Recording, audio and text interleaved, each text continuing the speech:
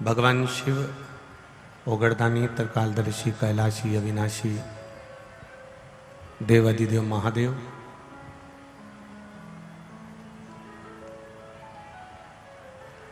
पीछे की बस आवाज बढ़वा दो उधर की। जो संपूर्ण विश्व का कल्याण करने वाले हैं ऐसे भगवान देव अधिदेव महादेव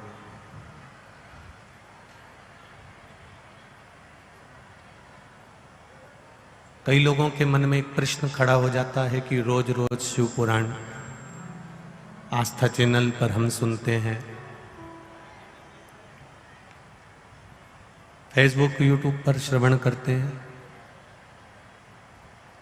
कहीं ना कहीं किसी न किसी रूप में हम शिव महापुराण की कथा को श्रवण करते रहते हैं।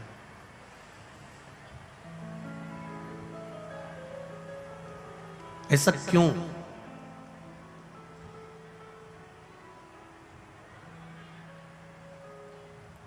किस लिए? कारण क्या है? देखिए, 8 दिन के लिए आप कहीं बाहर जा रहे हो, 10 दिन के लिए आप अगर कहीं बाहर जा रहे हो तो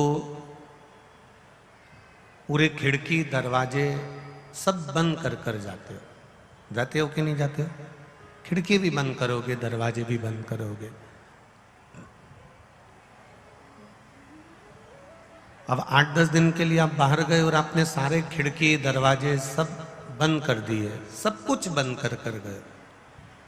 इसके बाद भी घर के अंदर खिड़की बंद है, दरवाजे बंद हैं, रोशनदाने बंद हैं, ताले लगे हुए हैं, उसके बाद भी घर में धूल जमती कि नहीं जमती? बोलो, जम के बोलो जरा। जमती है ना? अब तुमने खिड़की भी बंद करी है, दरवाजे भी बंद करे हैं, सब कुछ बंद कर कर आप 8 दिन के लिए 10 दिन के लिए गए और तो भी घर के अंदर धूल जम जाती है। लोग पूछते हैं कि रोज रोज शिव पुराण क्यों जरूरी है, रोज रोज क्यों कथा सुनी जाए टीवी पर, क्यों मोबाइल पर, क्यों पंडाल में बैठकर कथा सुनी जाए? उसका एक निर्णय है, 8 दिन दरवाजे बंद कर कर रख दिए तो भी धूल अंदर आ ही जाती है। अगर 7-8 दिन हमने शिव पुराण नहीं सुनी तो फिर वही काम, फिर लोभ, फिर आसक्ति, फिर वासना, फिर तृष्णा हमारे भीतर आ ही जाती है।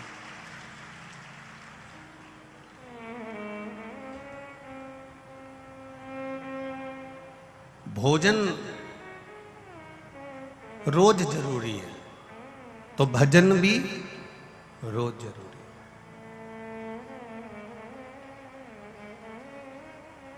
प्रतिदिन कमरे की सफाई करते रहो, कमरा चकाचक दिखता रहेगा। प्रतिदिन शिव महापुराण की कथा सुनते रहो तो घर में भी आनंद सदा बना ही रहेगा। ये निश्चित था।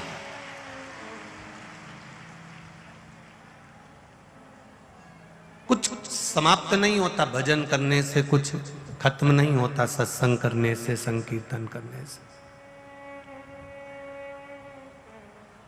आप अगर अपने जीवन में थोड़ा सा भी शिव महापुराण की कथा को देखो, जब कथा सुनने बैठोगे ना तो कोई कोई ऐसा भी आएगा जो बीच में आके खड़ा हो जाएगा, खड़ी हो जाएंगी और तुमको डिस्टर्ब करेंगी, तुम्हें कथा सुनने में तकलीफ देंगे कि तुम कह भी रहे हो बैठ जा, यहीं बैठ जा, पर फिर भी वो नहीं हिले, वो क्योंकि उसको ऊपर से भेजा गया है कि ये कथा सुनेगी और तुझे इसके बीच में जाके खड़े होना है। अगर इसने पूरी शिव महापुराण की कथा सुन ली, 3 घंटे की कथा सुन ली, तो फिर शंकर जी को इसका काम पूरा करना पड़ेगा। पर वो काम शिव जी खुद अटकाना चाहते हैं, इसलिए किसी न किसी को खड़ा कर देते हैं कि ये तुम्हारे बीच में कहीं बांधा उत्पन्न कर दे, कुछ ऐसी बांधा उत्पन्न करे कि जिससे तुम्हारा चित्त, तुम्हारा मन, तुम्हारी वृत्ति शिव तत्व तक ना पहुंचे, शंकर जी तक वो ना पहुंचे।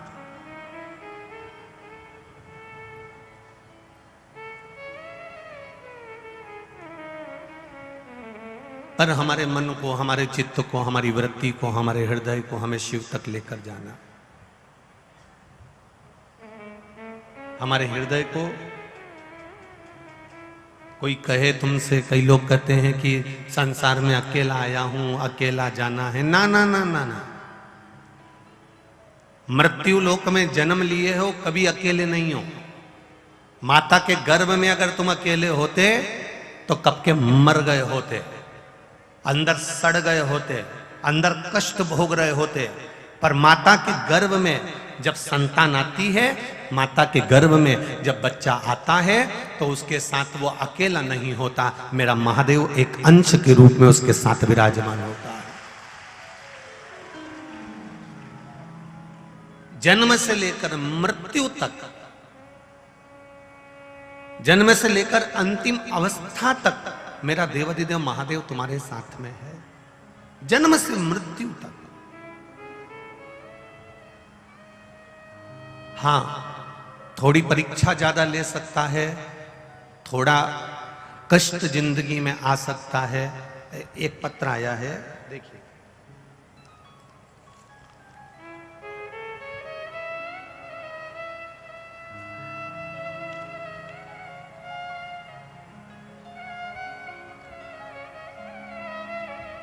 मेरा नाम सुबोध नागर है।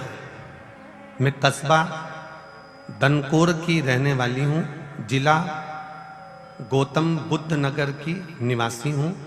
मेरी उम्र 50 साल की है। फ़ोन नंबर ये है। गुरुजी, मेरे भोले बाबा का क्या बखान करूँ मैं। मेरे बेटे का दिल्ली पुलिस में नंबर आया था। गुरुजी, कहीं खड़ी हो जिनने ये पत्र लिखा है, अगर वो यहाँ कहीं बैठी हो तो अपना हाथ जरूर हिलाइएगा। जिनका नाम है सुबोध नागर, कस्बा दनकोर की रहने वाली है। कहीं बैठी हो तो हाथ हिलाइएगा। दिख गई क्या? अच्छा, इधर ही है, ठीक है, ऐसा हाथ हिला दूंगा। श्री शिवाय नमस्तुभ्यं। मैं बाबा का क्या वर्णन करूं गुरुजी। दिल्ली पुलिस में मेरे बेटे का नंबर आया था। गुरुजी, जब दौड़ की तारीख आई तो 2 दिन पहले उसके पैर में मोच आ गई और वह बहुत परेशान हो गया और दौड़ उसने नहीं करी।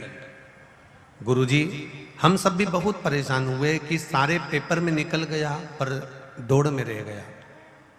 बेटा हार चुका था, उसको बहुत समझाया कि तू चिंता मत कर, तूने पशुपति व्रत करा है ना, मैंने पशुपति व्रत करा है ना। तो बेटा कहता है, मां पशुपति व्रत करा तो फिर भगवान ने मुझे दौड़ में क्यों नहीं निकाला, मुझे पास क्यों नहीं करा। कोई बात नहीं। सियोर वाला महाराज कहता है, हारना नहीं चाहिए, फिर मेहनत करना चाहिए। वापिस पशुपति व्रत कर, मैं भी करूंगी, तू भी कर। दोनों ने पशुपति व्रत करना फिर प्रारंभ करा। 5 पशुपति व्रत हुए। बेटे ने आकर कहा, मां दरोगा की नौकरी के लिए फॉर्म भरा रहा है। मैंने कह दिया भर दे। अपने पशुपति व्रत चल रहे थे, दरोगा की नौकरी के लिए फॉर्म भराया। बाबा की ऐसी कृपा हुई है गुरुदेव, वो साधारण पुलिस के लिए फॉर्म था, ये दरोगा के लिए था। बाबा ने उसमें नहीं करा और दरोगा की नौकरी मेरे बेटे को दिलवा दी। उसकी ट्रेनिंग चल रही है सीतापुर में। बाबा की कृपा है, इसलिए मैं यहाँ प्रणाम करने आई हूँ। बधाई आपको माता जी, दोनों हाथ हिला दो एक बार। हर हर महादेव, बहुत बहुत बधाई। एक बार अगर ना सुने, आप पुकारो उसको।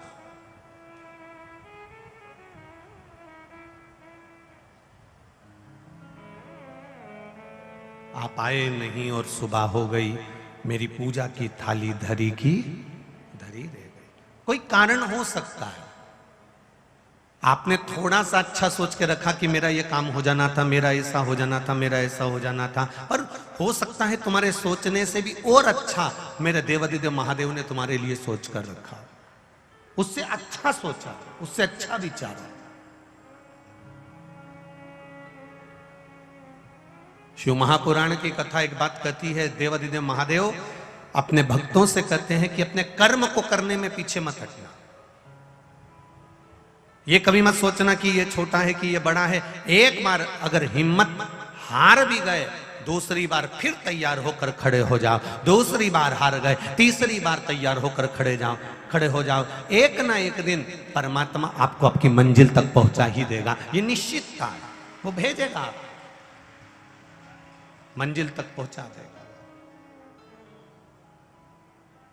मैंने तेरे ही भरोसे बाबा, तेरे ही भरोसे हवा बिच उड़ती जावांगी बाबा, डोर तो छड़ना में कटी जावांगी।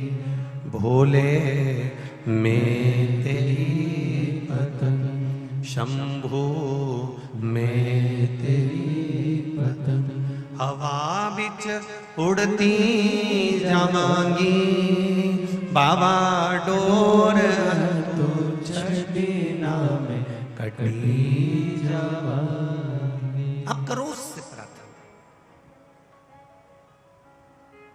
क्यों रोज कथा सुने, क्यों रोज टीवी चालू करें, क्यों आस्था चैनल पर कथा सुने, क्यों हम फेसबुक यूट्यूब पर कथा सुने?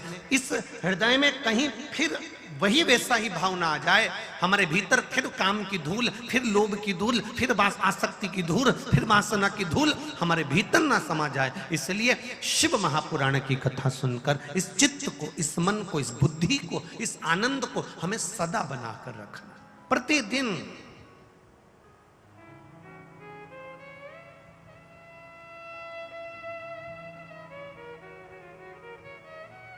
जैसे एक घर में बेटा होता है और एक घर में बहू, बेटा और बहू दोनों होते हैं, तो जब भी कोई बात करता है तो लोग कह देते हैं ये इसकी दुल्हन है। बोलो, बोलते कि नहीं बोलते?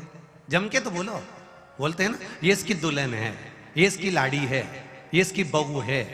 मतलब और कभी किसी ने बात में ये कभी नहीं कहा कि ये इसका दूल्हा है, ये इसका लाड़ा है, ये इसका स्वामी। तो ऐसा नहीं बोलते, हमारे यहाँ बोलते हैं तो कहते हैं ये इसकी दुल्हन है। मतलब उसकी शादी को 40 साल हो गए, उसकी शादी को 30 साल हो गए, उसके बाद भी वो दुल्हन की दुल्हन ही है। वो आज तक दुल्हन के पद से पीछे नहीं हटी है। उसी तरह जैसे एक बार शादी हो जाने के बाद ये उसकी दुल्हन जिंदगी भर के लिए बनी रहती है, उसी तरह एक बार शंकर की कथा सुनने के बाद आप भी महादेव के जिंदगी भर बने रहिए। ये सुख हमारे जीवन का होना चाहिए, ये हमारे भीतर का एक भाव प्रकट होना चाहिए। इसीलिए कहते हैं बोल बम का नारा है, बाबा एक सहारा है। आप जब जब परमात्मा के पास में जाएं, आप जब जब शिवालय तक जाएं, आप जब जब शंकर की चौखट तक जाएं, आप जब जब मंदिर तक जाएं, आप जब जब भगवान की कथा तक जाएं, तब आपके भीतर ये भाव प्रकट होना चाहिए कि मेरा बाबा एक मेरा सहारा बनकर चल रहा है, मेरा बाबा मेरा अपना बनकर चल रहा है। ये मुझे डूबने नहीं देगा, ये मुझे नष्ट होने नहीं देगा, ये मुझे बर्बाद होने नहीं देगा, ये मुझे थाम लेगा।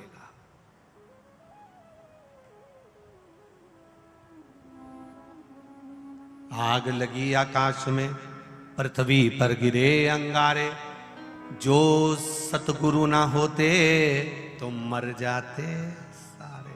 वो संभाला है, उसने संभाल रखा है, उसने बचा रखा है। कभी अपनी चित्तवृत्ति में ये लेकर मत आना कि मैं अकेला, कभी मतलब, कभी नहीं।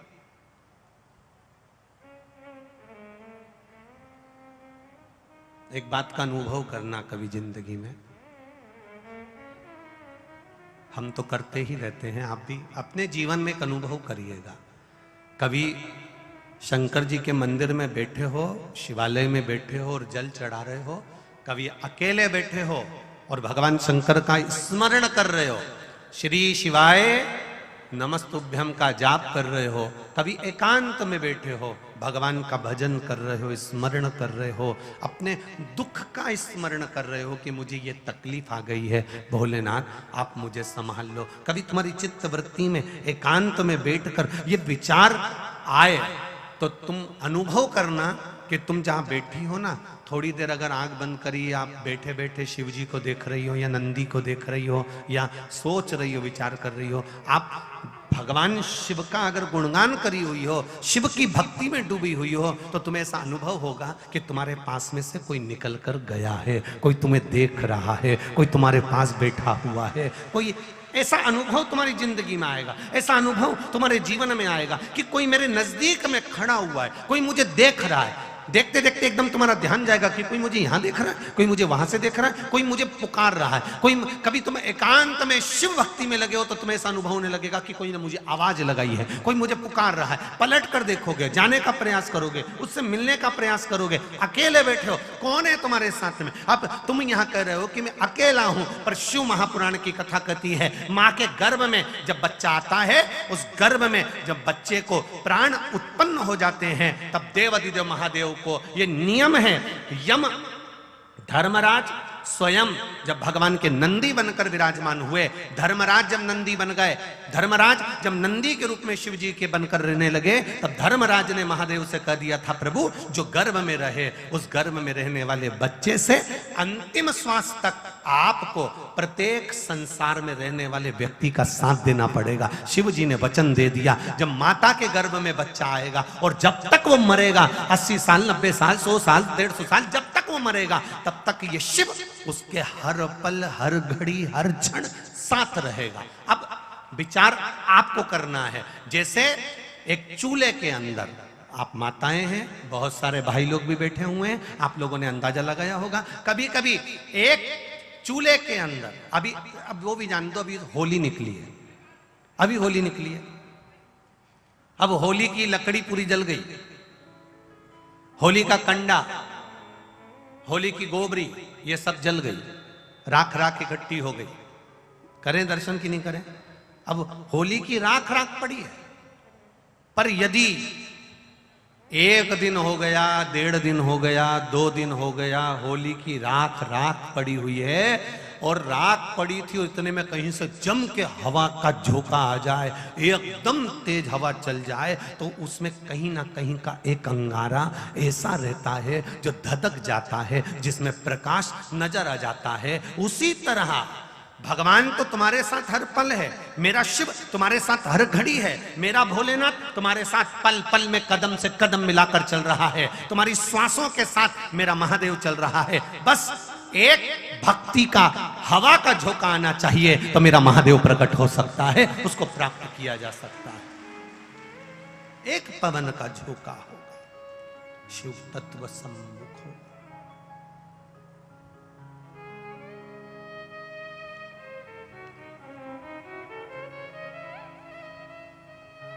महाराज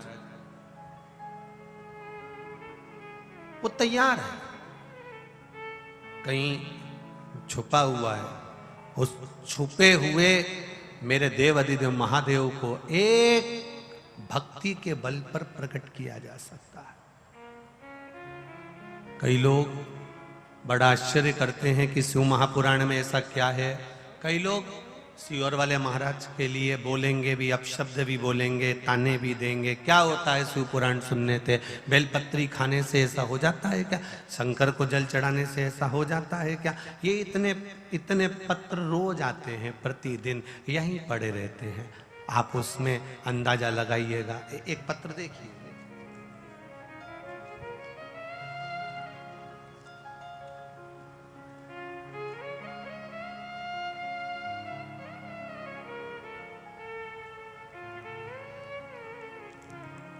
सारी डॉक्टरों की रिपोर्ट भी उन्होंने लगाई है इसमें। मेरा नाम राम किशोर है और मेरी पत्नी का नाम माया है और हम ग्वालियर के रहने वाले हैं। गुरुजी कहीं बैठे हो तो हाथ हिलाइएगा। कहीं बैठे हो? राम किशोर है, मेरी पत्नी का नाम माया है, हम ग्वालियर के रहने वाले हैं। कहीं बैठे हो तो हाथ हिलाइए। आप ही हैं? दोनों हाथ हिला दो ऐसा एक बार। मेरी पत्नी का नाम माया है, मैं ग्वालियर का रहने वाले हैं। गुरुजी मेरी पत्नी को आंचल में चेस्ट का कैंसर हो गया था, कैंसर की गठान हो गई थी। डॉक्टरों ने कहा ऑपरेशन करना पड़ेगा। हमने ऑपरेशन भी करवा लिया और कीमो की थेरेपी और रेडियोथेरेपी भी करवा ली। और इसी बीच हम सीहोर भी गए और वहां से रुद्राक्ष भी लाए। और फिर अचानक से मेरी पत्नी को पैरालिसिस का अटैक भी 2 बार आया और डॉक्टर ने सिर का एमआरआई कराया, उसमें सिर में 2 गठाने और बताई। और गुरुजी डॉक्टर ने जवाब दे दिया कि अब यह ठीक नहीं होगी। और इतनी ज्यादा हालत खराब हो गई कि बिस्तर से उठना भी मुमकिन नहीं हो गया। पर हमने विश्वास रखा था महादेव पर। हम भी कुबेरेश्वर धाम का रुद्राक्ष लेकर आए थे, हमने भी इलाज करवाया और डॉक्टर से कहा आप आपका काम करो। पर डॉक्टर ने कह दिया हमारी कोई जवाबदारी नहीं है, क्योंकि अब ये जिंदगी भर उठ नहीं पाएगी। अब इसका शरीर ऐसा कैसा ही रहेगा, क्योंकि सिर में 2 गांठ है और उसका ऑपरेशन होना भी मुश्किल है। डॉक्टर ने जवाब दे दिया था आपके रिश्तेदारों को बुला लो और इनको एक बार मिलवा दो। गुरुदेव 2/11/2023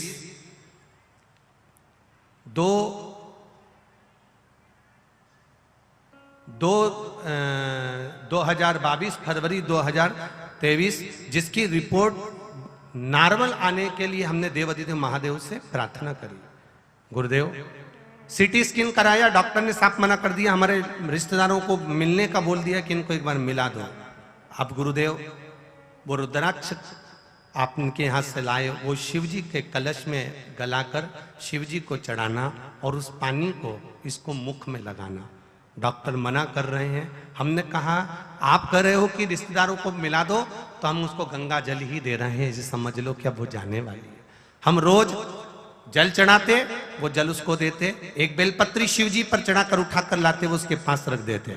बाबा की कृपा से 15 मिनट के बाद जो जांचें चालू होना हुई, सारी रिपोर्टें नॉर्मल आना प्रारंभ हो गई और पत्नी ठीक होना प्रारंभ हो गई और बाबा की कृपा से आज स्वस्थ है। आइए साथ में, हाँ हाथ ऊंचा कर दो एक बार। श्री शिवाय नमस्तुभ्यम। बाबा की कृपा से हम यहाँ प्रणाम करने आए हैं, बाबा ने उनको वापिस भेज दिया। एक लाइन बहुत अच्छी लिखी है आपने, ओ भोला सब दुख काटो, ओ भोला, बैठिए, सब दुख काटो। शिव तत्व है महाराज, आपका विश्वास एक एक कदम मेरा महादेव आपके साथ में चल रहा है। आप जन्म लेते हैं उस दिन से माता के गर्भ में जब पड़े रहते हो, उस दिन से लेकर मृत्यु की सैया पर लेटे हो, तब तक मेरा देव अधिदेव महादेव आपके साथ में है। बस निवेदन इतना है कि आप अपने कर्म को करते करते, आप अपने कार्य को करते करते अगर भगवान के गुणगान में लगे हो, शिव भक्ति में लगे हो, भजन में लगे हो, तो उसका फल खाली नहीं जाता। आज इतनी धूप तेज है, कड़ाके की गर्मी पड़ रही है, उसके बाद में भी आप लोग देखो कितनी धूप में लोग बैठे हुए हैं, कितनी धूप में बैठे हैं, कितनी दूर दूर से आए, कितनी गर्मी में आए हुए हैं, कितना पैसा खर्च कर कर आए होंगे इतनी दूर पहुंचने के लिए। और कई कई ऐसे भी होंगे जो जगह ढूंढ रहे होंगे कि हमें जाना है ग्रेटर नोएडा, गुरुजी बोले हैं 11 नंबर सेक्टर, हम 11 नंबर सेक्टर में पहुंच गए, हमको क्या मालूम था कि इकोटेक भी बोलना था। बोलो रे, सही है कि गलत है?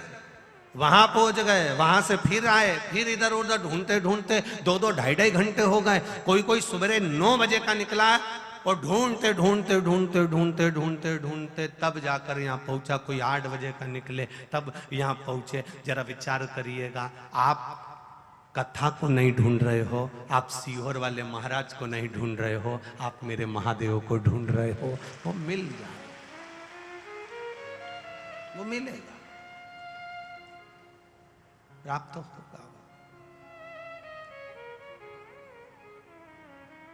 ये भले तुम नीचे लटका कर आए हो, पर जितना बड़ा तुम्हारा पल्लू है ना, उससे दुगना भरकर भेजेगा, निश्चित है, निश्चित। बुलाता जरूर है, उसकी कृपा, उसकी करुणा, उसकी उदारता, उसकी दया होती जरूर है। आप पुकारो उसको।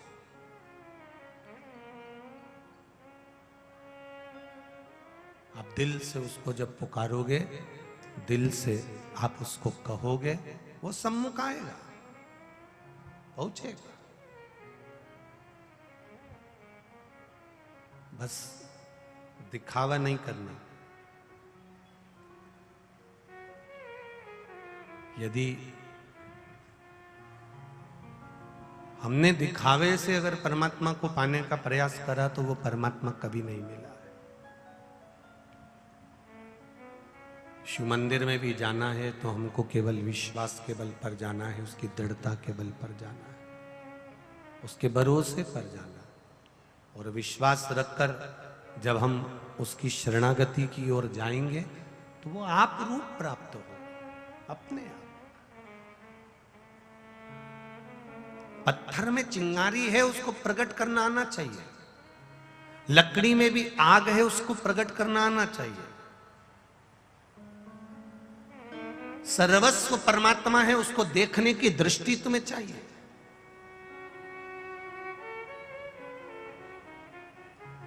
और जिस दिन ये दृष्टि आपके भीतर आ गई, अरे कितने तरह के लोग कथा में पहुंचते हैं साहब, आप देखो, उनका अंदाजा लगा, उनका विचार करिए। कितने लोग कथा में पहुंचते हैं। कोई भगवान की कथा सुनने के लिए आएगा, कोई भजन करने के लिए आएगा, कोई भोजन करने के लिए आएगा, कोई यहाँ आएगा तो ये देखने के लिए आएगा कि व्यवस्था कैसे चल रही है, कोई आएगा तो आधिकाधिक धन के लिए आ जाएगा, कोई तुम्हारा मोबाइल के लिए आ जाएगा, कोई संपदा के लिए आ जाएगा, कोई आएगा तो कोई तुमको अपशब्द कहने के लिए आएगा। तो ये सब तरह का संसार है। सारी दुनिया विचित्र विचित्र लोगों से बनी। पर आप क्यों ना परमात्मा की भक्ति करो। आग लगे बस्ती में, जम के बोलो जरा, अपन रहो क्या किसको रोइए। भगवान की भक्ति में लगे रहो, भजन में लगे रहो, स्मरण में लगे रहो, संकीर्तन में लगे रहो। दुनिया कहे, कहने दो। मां उमा, माता पार्वती, मां उमा काशी से 15 किलोमीटर दूर बैठी शिव की भक्ति में। शूलटंकेश्वर महादेव का स्मरण किया। बाबा आके खड़े हुए, मांगो तुम्हें क्या चाहिए।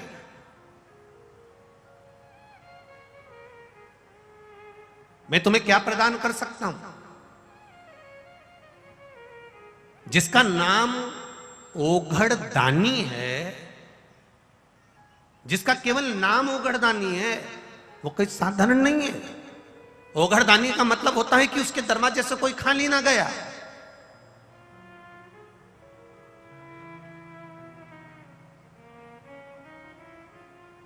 कोई खाली ना जाए उसके द्वार से। इतना देने वाला, इतना देने वाला कि वृक्ष के ऊपर एक शिकारी बैठा हुआ है और वो शिकारी पांव से उसके बेलपत्री की पत्तियां टूटकर नीचे शिवालय पर जाकर गिर रही थी।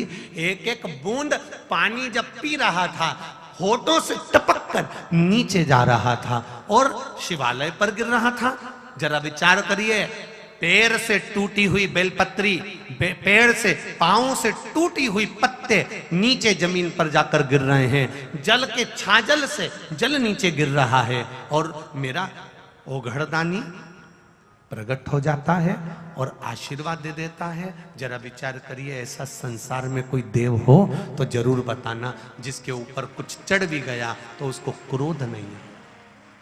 कोई क्रोध नहीं, कोई क्रोध नहीं। अब ये तो शिव जी थे, ये तो ओघड़दानी मेरे भोलेनाथ, मेरे शंकर जी थे। अब आपकी बारी आ जाए तो आप क्या करोगे। जरा सी कोई ने तुमको झूठी प्लेट हाथ में दे दी, झूठी प्लेट तुम्हारे हाथ में आ गई, उतनी देर में तुम्हें क्रोध आ गया।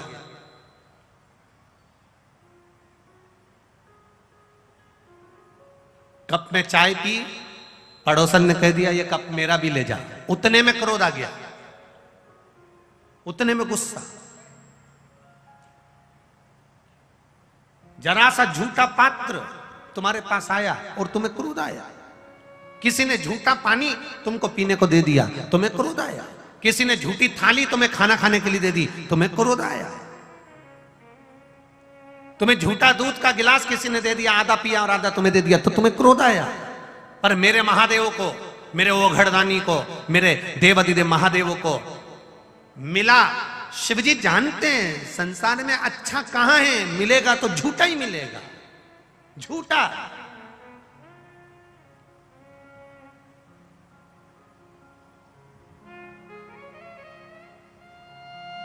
तेरी पूजा को जल ले आई, उसे मछली भी झूठा लगाए।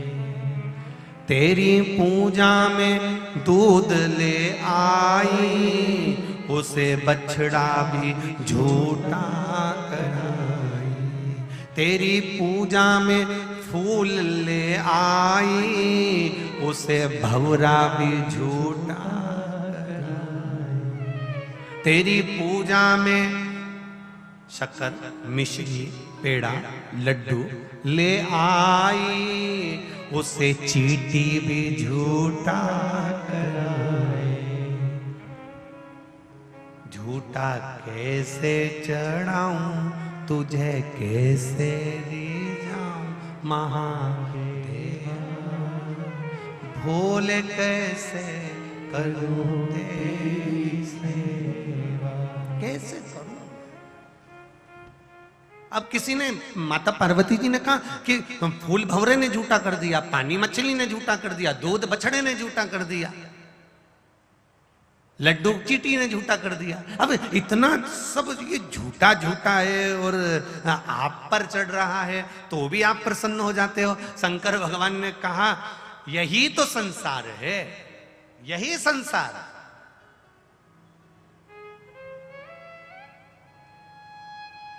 दूध झूठा हो सकता है, जल झूठा हो सकता है, फूल झूठा हो सकता है, शक्कर झूठी हो सकती है, लड्डू झूठा हो सकता है। मेरे महादेव माता उमा से कहते हैं, पर व्यक्ति का प्रेम महादेव के प्रति झूठा नहीं हो सकता।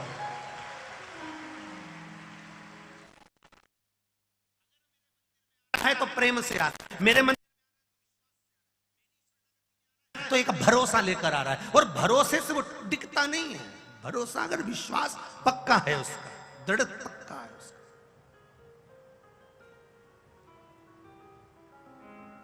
एक लड़के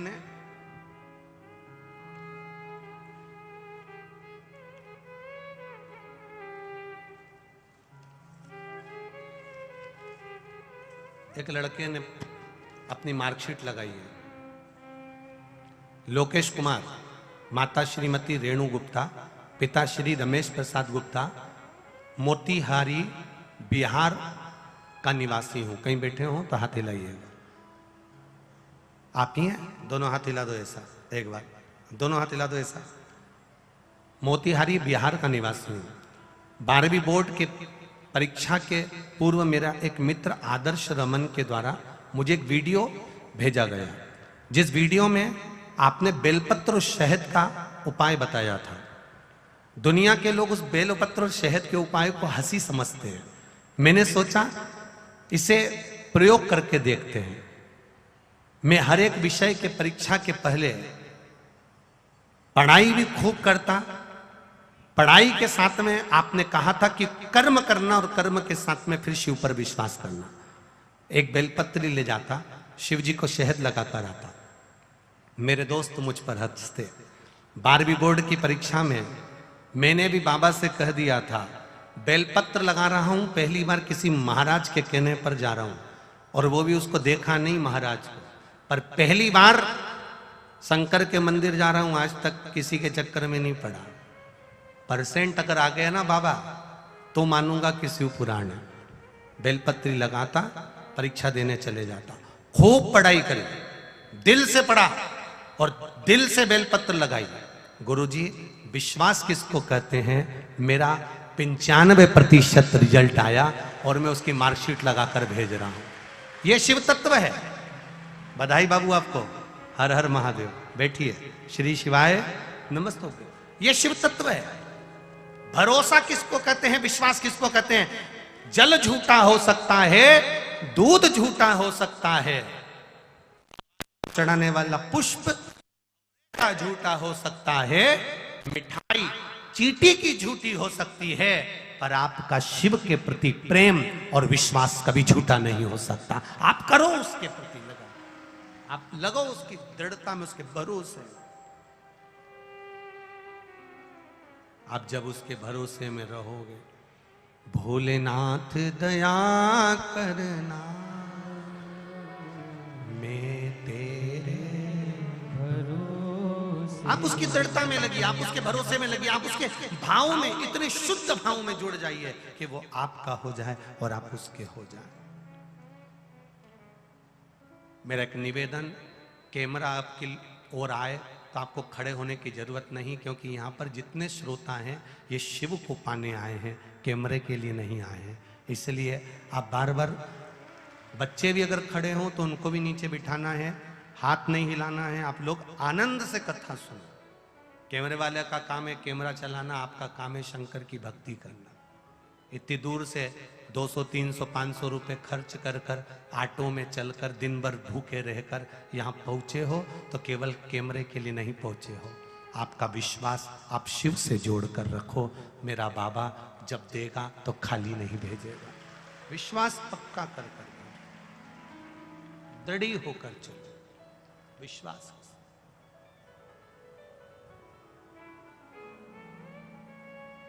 हम भी इतनी दूर से, सीहोर से अगर नोएडा तक आए हैं तो ये केवल आप लोगों के बीच में अगर पहुंचे हैं तो कुछ शंकर भगवान की कृपा होगी, करुणा होगी कि वो कुछ अच्छा चाहता होगा आप लोगों के लिए, इसलिए उसने पकड़ कर बुला लिया, इसलिए उसने बुलाया है। अपने समय का मूल्य समझो, वो जीवन एक आनंद हो जाए। करो विश्वास, भरोसा पक्का रखे। मेरे बाबा दया करना मैं तेरे भरोसे हूँ। मेरे बाबा दया करना मैं तेरे भरोसे हूँ। ना घर के भरोसे हूँ, ना परिवार के भरोसे हूँ, ना घर के भरोसे हूँ, ना परिवार के भरोसे हूँ। मेरे बाबा दया करना मैं तेरे भरोसे।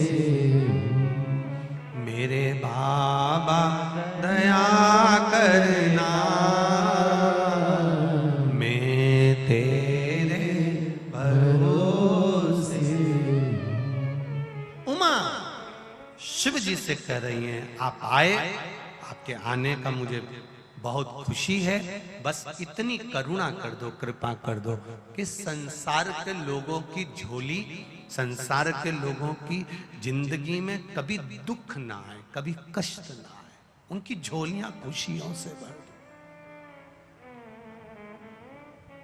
कोई आपसे पूछे नवनिधि का मतलब क्या होता है? मतलब जीवन में किसी संपदा की कमी ना आना, आपकी जिंदगी जीवन भर खुशियों से भरी रहना, ये नवनिधि है। नौ निधियां अलग अलग है।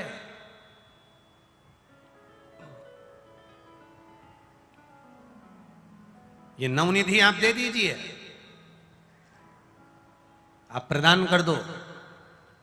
भगवान बोले नहीं नहीं उमा, पहले भी तेरे पास से मैं चले गया था, मेरा जाने का कारण केवल इतना था कि मैं ये नवनिधि किसी को दे नहीं सकता, मैं नहीं, क्योंकि इनका विश्वास दृढ़ ही नहीं है।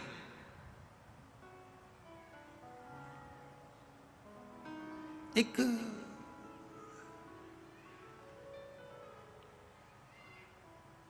बहुत पैसे वाला सेठ व्यापार करने जाता है, नाव से व्यापार करने के लिए जा रहा है। रोज आता, खूब कमा के लाता। उसके दोस्तों ने कहा, भाई तो नाव में बैठकर जाता है, तेरी नाव पुरानी हो गई है, और पुरानी नाव कभी भी हवा का झोंका चला, तूफान आया, तेरी नाव डूब जाएगी। तू एक काम कर ले, अपने गांव के पास में एक पानी में तैरना सिखाता है, उससे तू तैरना सीख जा। उसने कहा, मैं तैरना नहीं सीखना चाहता। कितने दिन लगेंगे? उसने कहा, वो कह रहा था 3 दिन के अंदर सेठ जी को मैं तैरना सिखा दूंगा। 3 दिन लगेंगे बस, और तैरना सिखा दूंगा। अब 3 दिन, सेठ जी ने कहा 3 दिन में अगर तैरना सीखूंगा तो व्यापार कैसे कम नहीं रह जाएगा? व्यापार करने जाऊंगा तो करोड़ों का धन कमा के लाऊंगा, लाखों का धन कमा के लाऊंगा, और तू कह रहा है कि 3 दिन सीखने में लगा दूं? मैं सीखना विकना नहीं है। तो मैंने उस तैरने वाले व्यक्ति से पूछा, मान लो अगर कोई तैरना नहीं सीखे, मेरा दोस्त अगर तैरना नहीं सीखे तो क्या करना चाहिए? उसने कहा, तुम्हारे दोस्त को कह देना 2 खाली पीपे ऊपर से बेल्डिंग कराकर उसका छेद बंद कर खाली पीपे को नाव में रख ले, तो कभी अगर तूफान आएगा तो वो खाली पीपे पकड़कर पानी में अगर कूद भी गया तो उसको भले तैरना नहीं आता तो भी वो बच जाएगा, मरेगा नहीं। रख ले खाली पीपे 2। अब मित्रों ने सेठ जी से कहा, एक काम करो, तुम इतना कमाने में लगे हो, तुम्हें तैरना सीखना नहीं है, तैरने के लिए तुम्हारे पास टाइम नहीं है सीखने के लिए, तो तुम 2 खाली पीपे रख लो। उसने कहा, इतना कह रहे हो तो 2 खाली पीपे मेरी नाव में रख लेता हूं। उसने नाव में 2 खाली पीपे रख लिए। अब नाव के अंदर 2 खाली पीपे रखे, चले, 1 आध महीना निकला। 1 महीना निकलने के बाद अपने गांव आ रहा था, इतने में तूफान चल गया, और जो नदी में, तालाब में, सरोवर में, समुद्र में तूफान चला, तूफान चलते ही नाव डोलने लगी। जितने लोग नाव चलाने वाले थे वो कूद कूद कर भागने लगे, क्योंकि उनको तैरना आता था। इसको तैरना नहीं आता था। इसने एक व्यक्ति से पूछा, नाव चलाने वाले से, मेरे पीपे कहाँ हैं? उसने कहा, तुम्हारे सिर के पास में रखे हैं। उसने उठा, सब कूद गए, तैर कर पार निकल गए, नाव डूबने लगी। इसने विचार करा, करूं तो करूं क्या, मुझे तैरना नहीं आता, पर पीपे पकड़कर उतरना है, बस खाली पीपे उठाना था।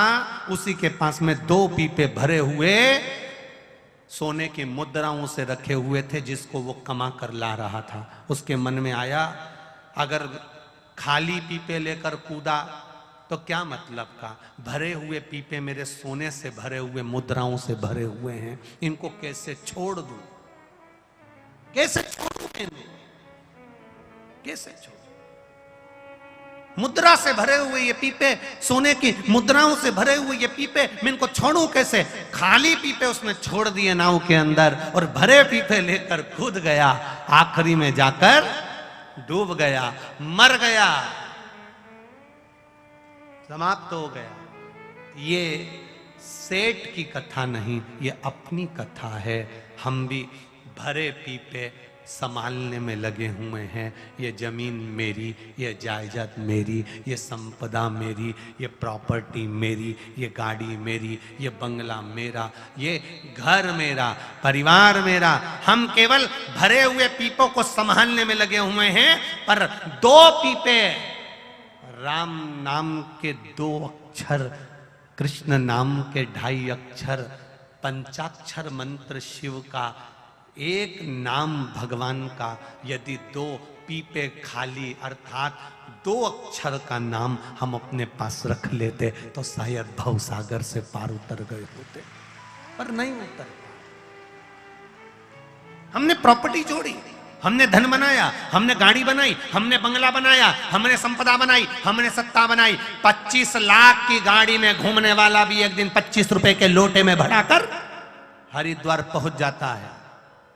मात्र 25 रुपए का लोटा होता है, जिसके अंदर उसकी अस्थियों को भर दिया जाता है और हरिद्वार ले जाते हैं।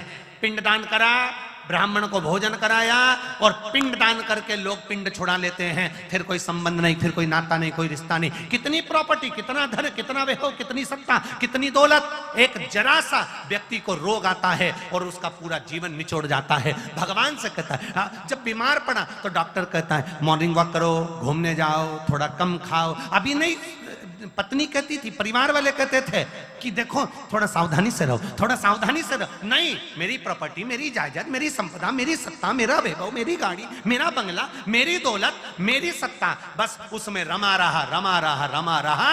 और एक दिन मौका आया नाव डूबने का, क्योंकि यह पुरानी नाव कभी भी डूब सकती है। जब मौका आया डूबने का, तब भरी, बस अब लग रहा है मेरा बंगला कौन संभालेगा, गाड़ी कौन संभालेगा, मेरे बाद में कौन संभालेगा, उसी में समाता रहा, उसी में रमता रहा, और आखिरी में डूब गई नैया, मर गया, समाप्त हो गया। शिव महापुराण की कथा ये संसार सागर में तैरना सिखाती है, 7 दिन के अंदर पार होना बता देती है कि हमें पार कैसे होना, हमें पार कैसे होना, हम कैसे तैरेंगे, हम कैसे भवसागर से पार उतरेंगे।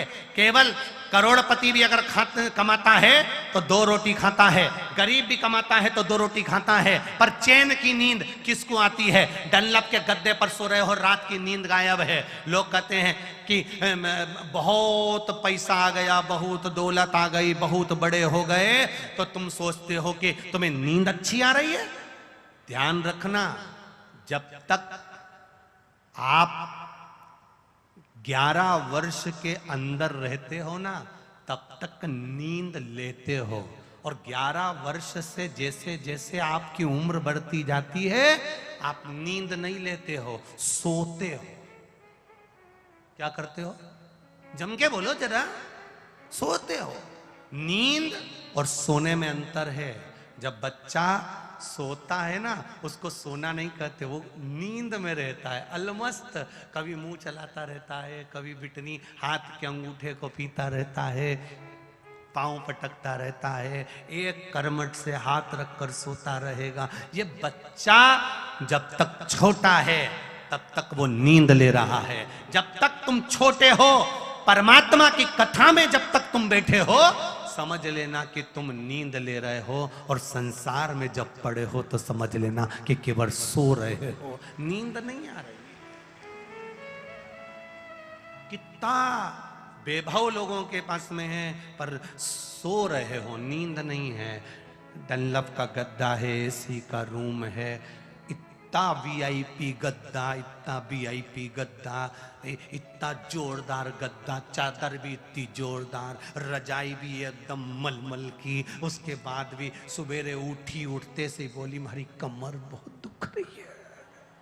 उठते से जब गद्दा इतना जोरदार है, रजाई इतनी जोरदार है, चादर इतनी जोरदार है, एसी लगा हुआ है, रात्रि को 1 गिलास दूध भी पीकर सोए हो, खूब जोरदार दोनों टाइम का भोजन मिल रहा है, चकाचक खा रहे हो, अच्छे कपड़े पहन रहे हो, बाथरूम में सब कुछ रखा हुआ है, डेंटिंग का सामान। आजकल तो साबुन भी नहीं रखते, ऐसा डब्बा लगा देते, दवा उसमें से निकालो, पोत के फिर नहा लो।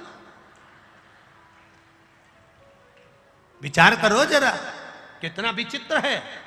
कितना वीआईपी बना दिया कि साबुन भी मलने की जरूरत नहीं, क्योंकि साबुन उठाने में भी तुमको कष्ट नहीं होना चाहिए।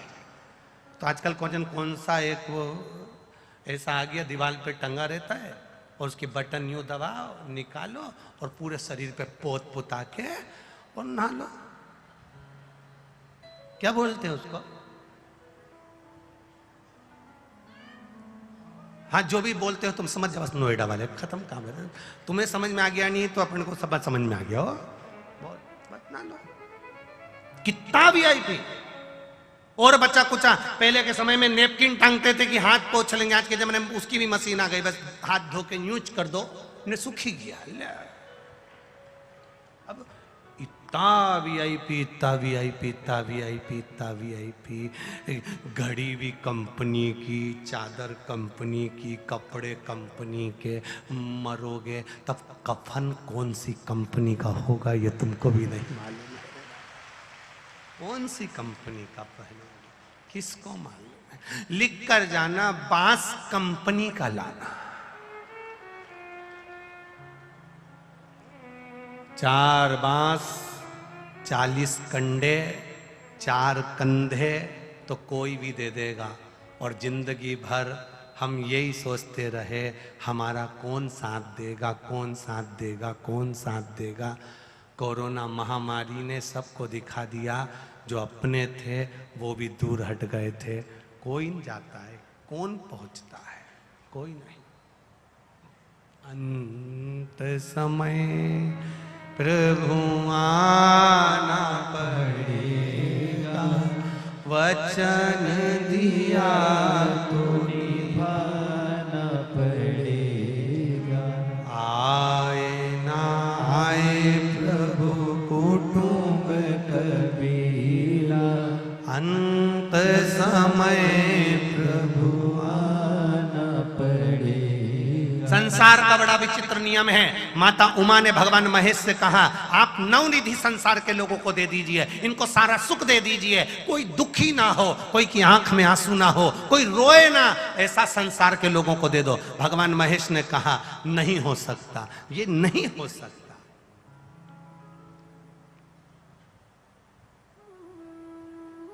ये नहीं होगा।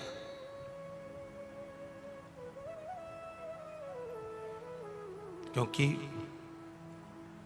कर्म के अनुसार फल दिया जाता है। आप दुनिया की लेखनी पलट सकते हो, क्या कर्म गति नहीं पलट सकते? देव अधिदेव महादेव ने कहा, सुनो उमा, संसार के लोगों के लिए मैं तुम्हारा ये वचन नहीं मान सकता कि मैं सबको नवनिधियां दे दूं, पर इतना वचन जरूर दे सकता हूं कि जो मेरे शिवालय तक आकर जीवन में एक बार भी भूल से भी एक जल का पात्र भरकर मेरे ऊपर समर्पित करता है, मेरे शिवलिंग का मात्र स्पर्श कर लेता है, नवनिधि भले ना दूं पर एक निधि उसके जीवन में खुशियों की जरूर दे देता हूं। एक निधि, उसको महाआनंद निधि कहा गया। महाआनंद वो दे दूंगा।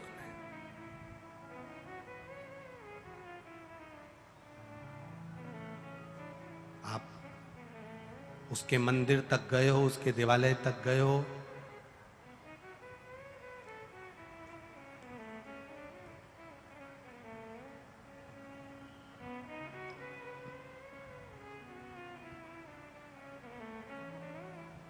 उसकी चौखट तक गए हो, उसने आपको दिया है, खाली नहीं छोड़ा। शीश भोले के गंगा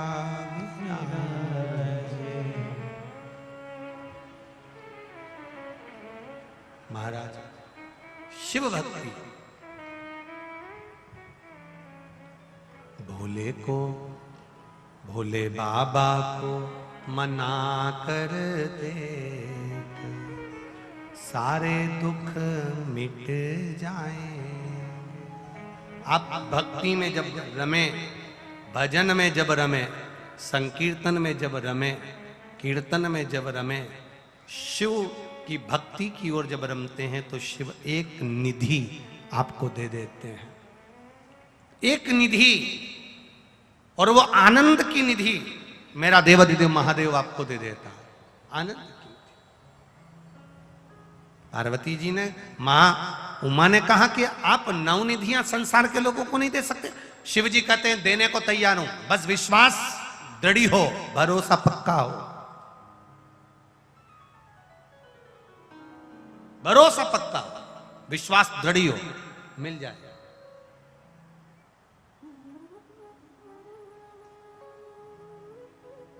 डमरू देखा है? डमरू, अरे बोलो, जम के बोलो जरा, देखा है?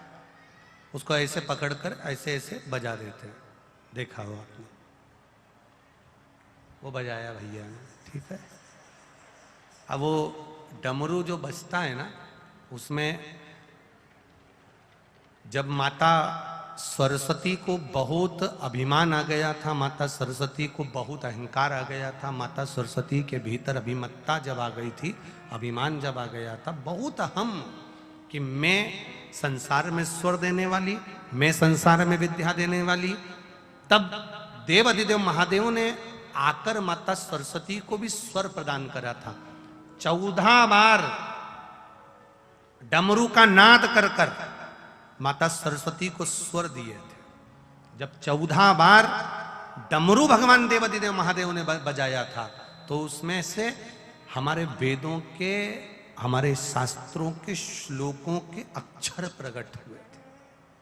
अर्थात शिव महापुराण की कथा कहती है, केवल शिवालय में जाकर शंकर भगवान का मात्र स्पर्श कर लेने से, मात्र स्पर्श कर लेने से, केवल मात्र स्पर्श कर लेने से सारे वेद, सारे पुराण, सारे शास्त्रों का सुख हमारे जीवन में प्राप्त हो जाता है, मात्र शिवालय में शिवलिंग का स्पर्श कर लेने से। और ध्यान से सुनिएगा, अगर मान लो शिवालय को स्पर्श नहीं कर सकते, शिवलिंग का स्पर्श नहीं कर सकते, तो शंकर भगवान के मंदिर की जो चौखट है, शिव मंदिर जहां पर मणिभद्र विराजमान होते हैं, भगवान शंकर के गण विराजमान होते हैं, द्वारपाल विराजमान होते हैं, जिन्होंने राजाओं को मणि तक प्रदान कर दी, ऐसे राजा, ऐसे द्वारपाल जहां पर विराजमान होते हैं, ऐसे द्वार की चौखट का भी मात्र स्पर्श, मान दो किसी किसी मंदिर में शंकर जी का शिवलिंग नहीं छीने देते, कोई कोई कर्नाटक साइड चले जाओ, दक्षिण साइड चले जाओ, तो शिवलिंग को हाथ नहीं लगाने देते। अगर मान लो शिवलिंग का स्पर्श भी ना करने दें, शंकर भगवान का शिवलिंग छूने भी ना दें, तो उसकी चौखट तो है ना, उसका द्वार तो है, उसकी चौखट तो है।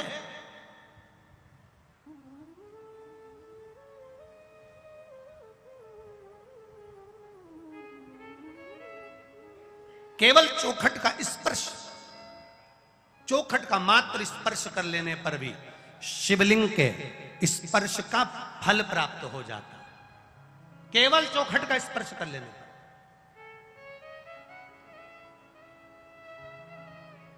अब ये उमा पब्लिक स्कूल के अंतर्गत ये कथा हो रही है, सिसोदिया परिवार।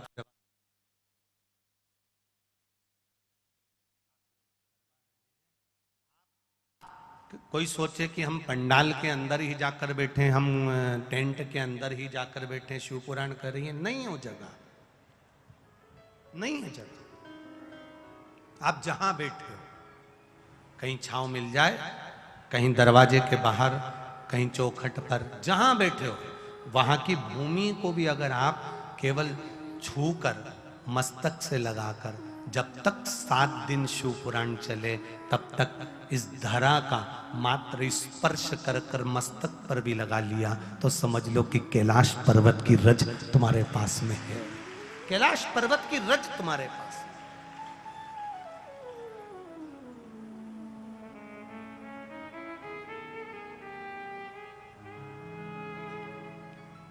माता उमा भगवान महेश से जब प्रार्थना करी, भगवान महेश ने एक वर दे दिया कि जो शिवालय तक आ रहा है, जो शिव गुण गा रहा है, जो शंकर की भक्ति में लगा है, जो राम की भक्ति में लगा है, जो कृष्ण की भक्ति में लगा है, जो भगवत भजन में लगा है, जो किसी न किसी रूप में सत्कर्म में लगा है, भगवान कहते हैं उनको एक निधि, आनंद निधि में प्रदान कर देता हूं, उनके पास में वो निधि की कमी नहीं।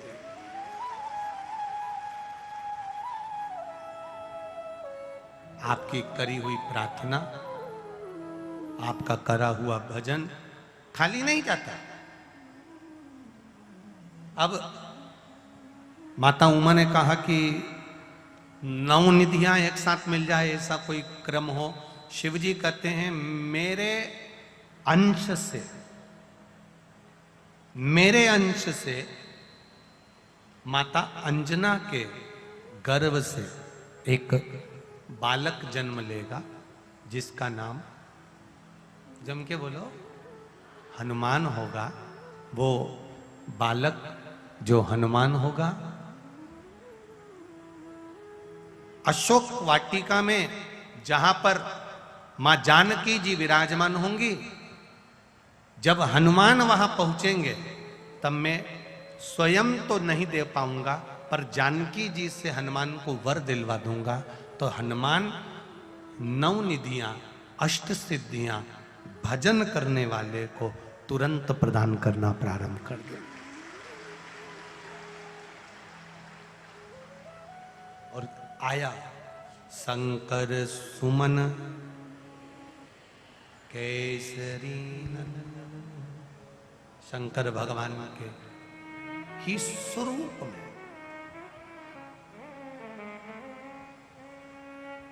कोई तुमसे कहे कि हनुमान जी अलग हैं, कोई तुमसे कहे राम जी अलग हैं, कोई तुमसे कहे कृष्ण अलग हैं, कोई तुमसे कहे कि शंकर अलग हैं, कोई तुमसे कहे देवियां अलग है, कोई तुमसे कहे देवता अलग हैं। शिव महापुराण की कथा कहती है 33 कोटि देवी देवता सब एक हैं। हमने इनका विभाजन कर दिया है अपनी सोच से, अपनी बुद्धि से, अपने चित्त से हमने इनको अलग कर दिया। एक पत्र आया है, देखिए।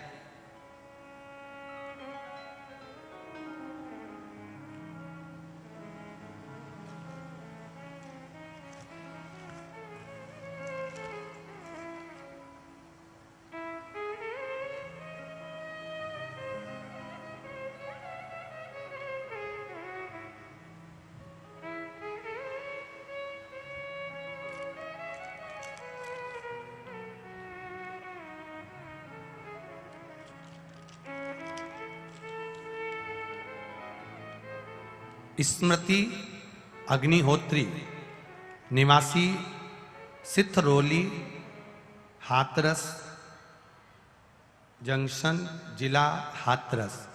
पिता का नाम है श्री मधु अग्निहोत्री, माता का नाम है श्रीमती धर्मेश अग्निहोत्री, और मोबाइल नंबर ये है। कहीं बैठी हो तो हाथ हिलाइएगा, जहां कहीं बैठी हो तो दोनों हाथ ऐसे हिला दें जिससे दिख जाए। अग्निहोत्री।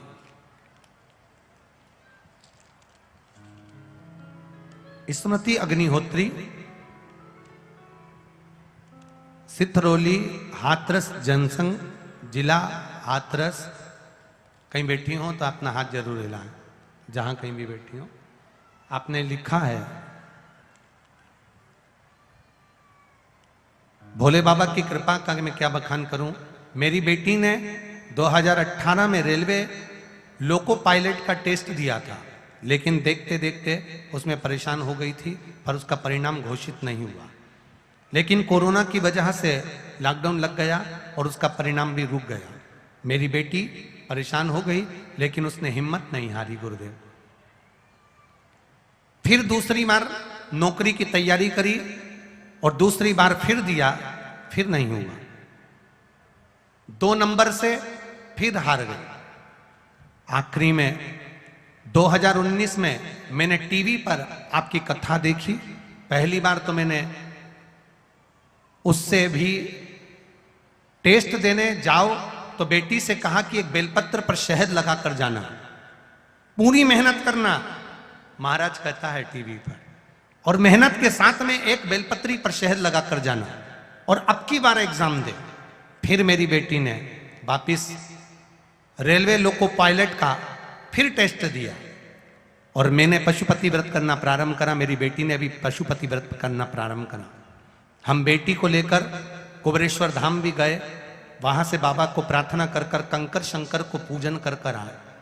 कुबेरेश्वर धाम की धरा पर बैठे बाबा से विनती करी, जिस दिन मेरी बेटी लोको पायलट बन जाएगी हम प्रणाम करने आएंगे। गुरुदेव 3 बार बेटी ने एग्जाम दिया, सालों से लगी हुई थी, 2 साल 3 साल हो गए थे, पर बेटी निकली नहीं। अब की बार फिर लोको पायलट का एग्जाम के लिए बैठी, और बाबा की कृपा, एक शहद और बेलपत्री का परिणाम और मेरे बाबा की कंकर शंकर की भूमि का परिणाम, मेरी बेटी छत्तीसगढ़ बिलासपुर में रेलवे लोको पायलट की पोस्ट पर विराजमान।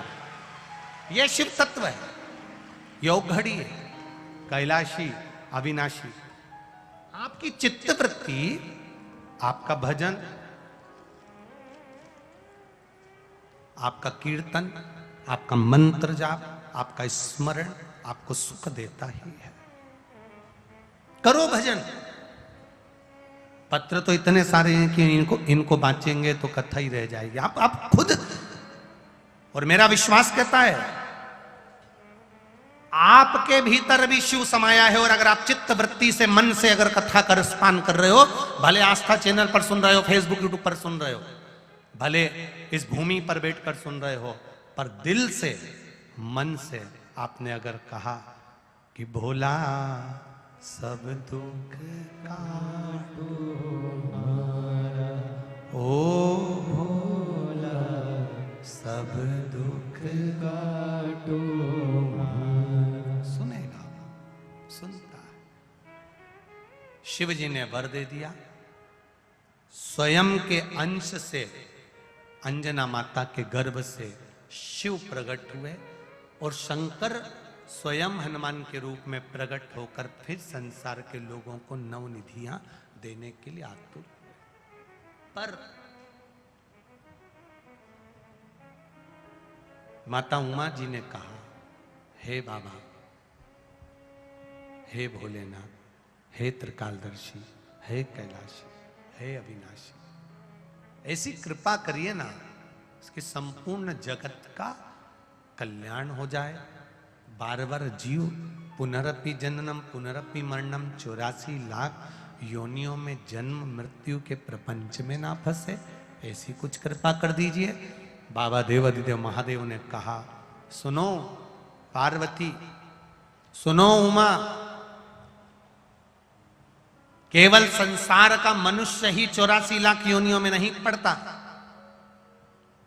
कर्म की गति इतनी विचित्र रहती है कि संसार में आने के लिए देवताओं को भी कुछ योनियों में पड़ना पड़ता। उमा, आपके प्राण जाएंगे सती के रूप में आओगी, सती के प्राण जाएंगे पार्वती के रूप में आएगी। ये तो मनुष्य के कर्म की गति है जिसको मनुष्य भोगता रहता है। फिर कहेंगे आपसे, मत बुरे कर्म कर बंदे वरना पछताएगा, भगवान की आंखों से तू बच नहीं पाएगा, तू बच नहीं पाएगा। अरे ओ अज्ञानी मत करना, तेरे कर्म का फल भी तू ही पाएगा, जैसा किया तूने तेरे आगे आएगा। मत बुरे कर्म कर बंदे वरना पछताएगा, भगवान की आंखों से तू बच नहीं पाएगा, तू बच नहीं पाएगा। उमा माता ने शरीर छोड़ा, सती बनकर प्रकट हो गई। दक्ष प्रजापति के यहां पर जिनका जन्म हुआ है, और जो दक्ष प्रजापति जिनके घर में 60 कन्याओं का जन्म लेने के बाद भी दक्ष प्रजापति ने मां जगतजननी जगदम्बा अंबा दुर्गा भवानी माता से मांगा, तो निवेदन कर कर मांगा कि मेरे घर में एक बेटी का जन्म और हो जाए। अब पहले से इतनी कन्याओं का जन्म होने के बाद में एक बेटी और मांग रहा है। जरा विचार करिएगा, सोचिएगा, चित्त में लाइएगा। क्यों, किस लिए, कारण क्या है, किस कारण से, किस कारण से फिर बेटी को जन्म मांग रहे हैं, फिर बेटी को चाहिए, कारण क्या? तो कहा, बेटा एक कुल को तारता है और बेटी 2 कुल को तार देती है, इसलिए मुझे बेटी प्रिय है। बेटी पर धन्य है आज के लोग, धन्य है। बेटा जन्म लेता है तो नगाड़े, ढोल, बैंड, बाजे खूब बजते हैं, और बेटी जन्म ले तो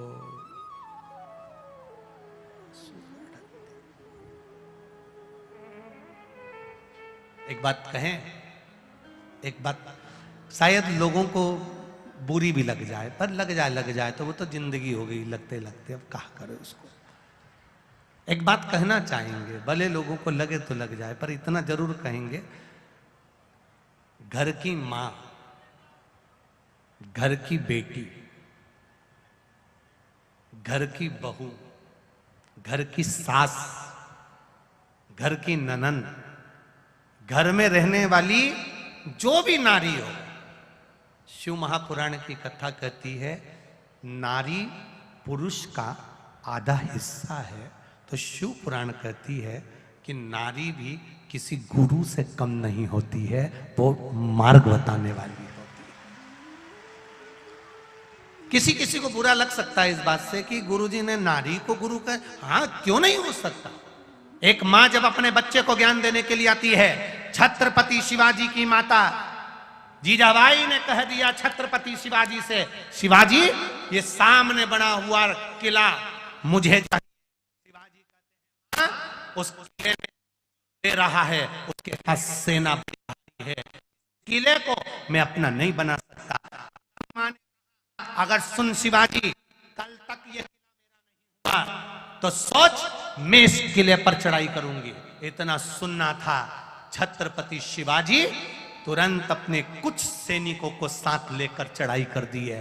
हजारों की संख्या और शिवाजी के पास थोड़ी सी संख्या, तो भी मां अपने बेटे को जब ज्ञान देती है तो ऐसे कई किलों का राजा बना देती है। वो शिवाजी, छत्रपति शिवाजी। एक मां अपने बच्चे को जब ज्ञान देती है साधारण नहीं रखती। एक पत्नी अपने पति को ज्ञान देती है तो सती अनसुईया बन जाती है, सावित्री बन जाती है, अपने पति के प्राण वापस लेकर आ जाती है। एक बहन अपने भाई के लिए तत्पर होकर अपने भाई के लिए यमुना बनकर यम को भी साध लेती है। एक बुआ जिसको लोग ये होली मानकर जलाते हैं, ये होली नहीं है भाई, ये हिरण्यकशिपु की बहन का नाम था डूंडा। क्या नाम था? जम के बोलो जरा। डूंडा। इसलिए आज भी होली में मोटे मोटे लकड़ी के डूंड जलाए जाते हैं, डूंडा जलाए जाते हैं। डूंड ये क्या बुरी थी? अगर ये हिरण्यकशिपु की बहन डूंडा बुरी थी तो फिर होली की पूजन काहे के लिए करते हो? किस लिए करते हो? डूंडा बुरी नहीं थी। इसके पास में एक चादर थी, ब्रह्मा जी ने दी थी। चादर ओढ़ कर बैठेगी, तू बच जाएगी, जिसको जलाना है वो जल जाएगा। हिरण्यकशिपु ने कहा बहन तेरे भतीजे को जलाना है क्योंकि वो मेरे कहने पर नहीं चलता, तू चादर ओढ़कर बैठ जाना, गोदी में प्रहलाद को बिठा लेना, तेरा भतीजा जल जाएगा। दुनिया के लोगों ने थोड़ी कहानी को चेंज कर दिया, असली कहानी तक नहीं पहुंचे। शिव पुराण असली कहानी का स्मरण करा रही है। डूंडा हिरण्यकशिपु कह रहे हैं बहन तू चादर ओढ़कर बैठ जाना, ब्रह्मा जी की दी हुई, तू जलेगी नहीं, तेरा भतीजा जल जाएगा। बहन ने भाई का कहना माना क्योंकि भाई को प्रेम करती थी, स्नेह करती थी। बहन भाई का संबंध होता है, नहीं मानती कहना तो बुरा लग जाता, तो भाई का भी कहना माना। अग्नि में बैठी बहन, चादर ओढ़कर बैठी, प्रहलाद को गोदी में बिठा लिया। चारों तरफ से जब अग्नि लगी तो डूंडा को लगा मेरा भतीजा जल जाएगा।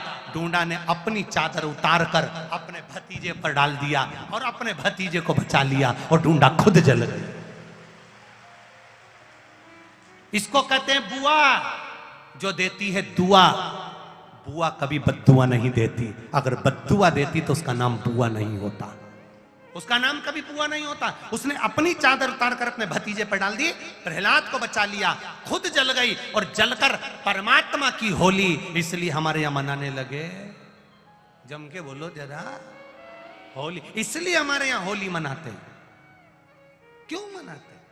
कभी पूछा तुमने कि ये शाम को ये होली की पूजन क्यों होती है? कभी गांव के लोगों से पूछो तो कहेंगे शाम को पूजन इसलिए होती है होली की। तो शाम को जो पूजन होती है वो डूंडा की होती है, और सवेरे जो पूजन होती है जहां अग्नि जलती है, पानी डालते हैं, पूजन करते हैं, वो कोई साधारण नहीं, वो प्रहलाद की होती है। एक बुआ और भतीजे का ये संबंध है, होली का त्यौहार, जिसको लोगों ने कह दिया कि बुआ ने अपने भतीजे को जला दिया। अरे सही से कथा तो पढ़ो, उसमें चित्त वृत्ति में बैठेगा। एक बहन भाई के संबंध को निभाती है, एक माँ पुत्र के संबंध को निभाती है।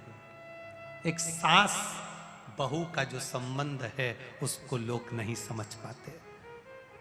एक बेटी और पिता का संबंध क्या है उसको लोग समझ नहीं पाते। कई लोग कहेंगे गुरुजी ने नारी को गुरु कह दिया, क्यों नहीं कहेंगे? स्त्री भी गुरु है। एक पति पत्नी का झगड़ा हो गया, झगड़ा ऐसा हुआ आपके पति पत्नी ने बोलना बंद कर दिया, पति ने बोलना बंद, ऑफिस चले गए, आप बात नहीं करे। अब ऑफिस से फोन आया कि रात्रि को 3 बजे एयरपोर्ट पे साहब आ रहे हैं, तुम्हें लेने जाना है।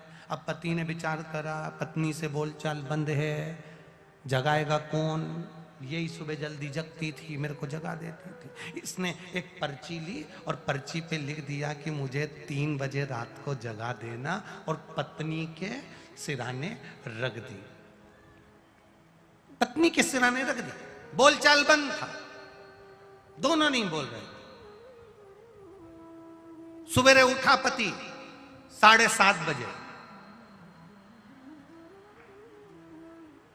उठते से देखा तो उसके पास में ऐसी 25 से 30 पर्ची पड़ी हुई थी, ऐसी।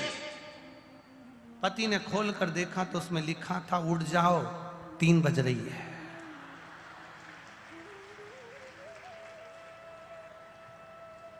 तुम भी नहीं बोले, हम भी नहीं बोले, तुमने भी पर्ची रख दी तो हमने भी रख दी।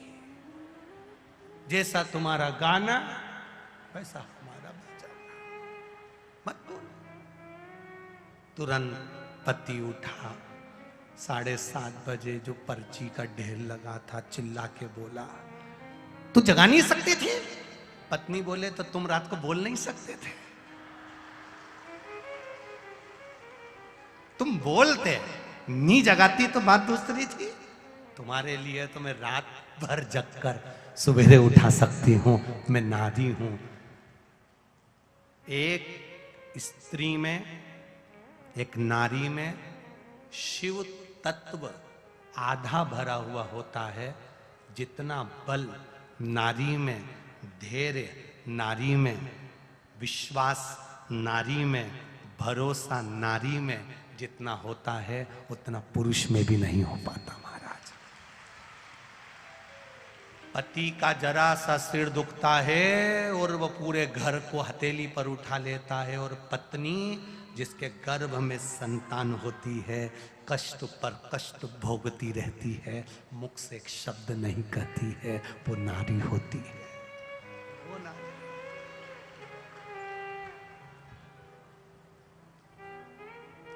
60 कन्याएं जन्म लेने के बाद मां अंबे से कह रहे हैं, दक्ष प्रजापति मेरे घर में एक बेटी का जन्म हो जाए, मेरे घर में एक लड़की और हो जाए। तुम्हारे घर में लड़की का जन्म हो, बेटी का जन्म हो। मां अंबे ने कह दिया कि तुम्हारे घर में बेटी जन्म लेगी, मैं कहां से बेटी ला कर दूं, मैं खुद तुम्हारे घर में जन्म ले लूंगी। और मां अंबा स्वयं मां अंबा सती के रूप में जन्म ले ली, प्रसूति के गर्भ से। माता प्रसूति के गर्भ से सती का जन्म हुआ। माता प्रसूति ने अपने बच्चों को इतना संस्कार दिया, इतना संस्कार दिया, इतना संस्कार दिया कि आज भी हॉस्पिटल में जहां बच्चा जन्म लेता है, वहां दक्ष प्रजापति की धर्म पत्नी प्रसूति का नाम दरवाजे पर लिखा होता है। प्रसूति कक्ष, जहां बच्चा जन्म लेता है वहां लिख देते हैं ये प्रसूति कक्ष है। प्रसूति कक्ष का मतलब है ये जहां दक्ष प्रजापति की पत्नी ने अपने बच्चों को जन्म दिया था, संस्कार दिए थे। इस कक्ष में जन्म लेने वाला बच्चा संस्कारित होगा, इसलिए नाम इसका प्रसूति कक्ष होगा। वहां बच्चे जन्म लेते। 2 संस्कार, अपने बच्चों को संस्कार देने का प्रयास करिएगा। और संस्कार ऐसे नहीं जिसमें बच्चे डोल जाएं। आपने क्या दिया अपने बच्चों को? एक निवेदन इस व्यासपीठ से, इस नोएडा की पावन धरा पर, ग्रेटर नोएडा की पावन धरा पर कह रहा हूं। जितने लोग आस्था पर कथा सुन रहे हैं, जितने फेसबुक यूट्यूब पर सुन रहे हैं, उनसे भी निवेदन करना चाहूंगा, बच्चों को प्रॉपर्टी दो ना दो, बच्चों को जमीन जायदाद दो ना दो, बच्चों को दौलत दो ना दो, पर अपने बच्चों को शिव मंदिर जाने के लिए प्रेरणा जरूर दो। क्यों? एक दिन जब आप चले जाएंगे और सारी दुनिया के लोग आपके बच्चे पर हावी होंगे, उसके ऊपर हावी होकर उसका धन, प्रॉपर्टी, सत्ता सब लेने का विचार करेंगे, तब कोई नहीं आएगा। तब वो एक लोटा चढ़ाया हुआ जल महादेव तुम्हारे सामने आएगा। अपने बच्चों को अपने जीते जी मंदिर जाना सिखा दो, शंकर की चौखट पर जाना सिखा दो, शिवालय जाना सिखा दो, शंकर के द्वार पर जाना सिखा दो, एक लोटा जल चढ़ाना सिखा दो। क्यों? क्योंकि जब बच्चा अकेला रहे, जब उसके जीवन में दुख तकलीफ कष्ट आए, उस समय पर कोई नहीं होगा, तब मेरा महादेव उसके सामने खड़ा होगा, और महादेव होगा तो फिर दुख कुछ नहीं है, फिर कष्ट कुछ नहीं। ये ब्रज में नंद बाबा का जो जन्म हुआ, इन नंद बाबा का पुराना चरित्र उठाकर देखोगे तो कौन थे ये? कौन थे ये नंद बाबा?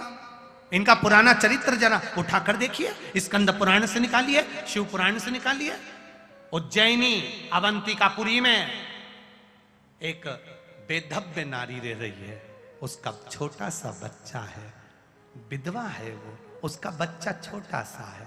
राजा चंद्रसेन शिव आराधना का स्मरण कर रहे हैं, उसकी भक्ति को उस बालक ने देख लिया, शिव भक्ति में डूब गया। ऐसा डूबा कि जैसे राजा शिवलिंग बनाता था, इसने भी शिवलिंग बनाया, इसने भी पूजन करी, इसने भी आराधना करी। एक दिन माता को क्रोध आ गया कि बेटा मैंने आवाज लगाई तू आया नहीं, रोने लगी, इधर तेरा पिता नहीं है, मैं अकेली विधवा हूं, कौन मेरा साथ देगा?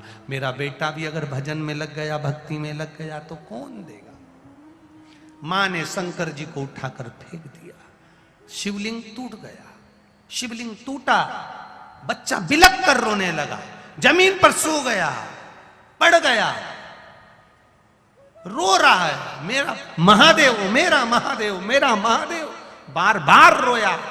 तब मेरा काल अधिपति महाकाल वहां पर प्रकट हुआ, तब मेरा महाकाल राजा वहां प्रकट हुआ, और मेरे काल अधिपति महादेव ने दर्शन दिया, और दर्शन बालक साधारण नहीं होगा, इसने मेरी भक्ति करी है, इसलिए मैं इस कृष्ण की, वो कृष्ण इसी में खेलेगा। ये नंद बाबा बनकर प्रकट। ये तत्व को जानिएगा कि शंकर क्या नहीं दे सकते, शिव क्या नहीं प्रदान कर सकते। छोटे छोटे बच्चों को हाथ पकड़कर मंदिर तक लेकर जाओ, छोटे छोटे बच्चों को, तुम इतना बड़ा हाथ में पानी का लोटा लेकर जा रहे हो, बच्चों को इतना सा दिला दो, छोटा सा लोटा। जब बच्चे को दिलाओगे, छोटा सा बच्चा छोटा सा लोटा पकड़कर पानी का लेकर जाएगा, आधा बहुत पानी तो ढोलता ढोलता ढोलता ढोलता ठुमक ठुमक चलता चलता मंदिर में पहुंचेगा, इतना सा पानी उसके लोटे में होगा, और वो दिल से तुम्हें चढ़ाते हुए देखेगा तो वो भी महादेव को चढ़ाएगा तो आदि प्रार्थना तो तुम्हारी महादेव वैसे ही सुन लेगा, क्योंकि बच्चा बोल रहा है।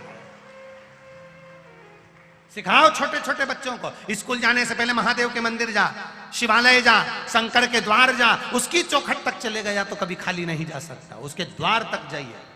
माता प्रसूति के गर्भ से जन्म लिया माता सती ने, सती शिव की आराधना में लग गई, भगवान शंकर की इतनी आराधना इतनी आराधना इतनी आराधना करी, महादेव पति के रूप में मिल गए, पति बन भी गए। पति बनने के बाद महादेव ने सोचा चलो सती को थोड़ा घुमा लाओ। शादी के बाद पति पत्नी को कहीं घुमाने ले जाता है, महादेव सती मैया को कुंभज ऋषि के यहां ले गए, अगस्त ऋषि के यहां।